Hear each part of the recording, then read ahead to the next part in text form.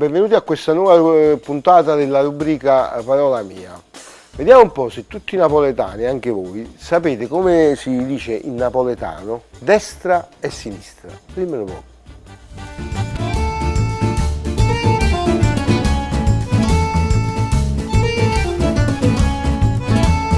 Destra e sinistra. Destra e sinistra. Sinistra e destra. Sinistra e destra. Destra e sinistra. Rit e a schmerz. Destra e sinistra.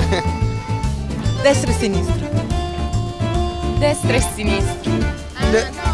Destra e manca. Destra e sinistra, dico, non lo so. Come abbiamo visto, non tutti lo sanno. Infatti destra e sinistra in napoletano non è proprio molto traducibile.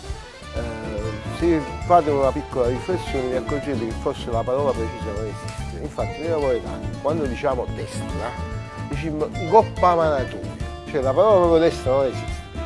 E sinistra praticamente usiamo l'espressione goppacchellata mano oppure goppa mana schmerz. Questa è parola.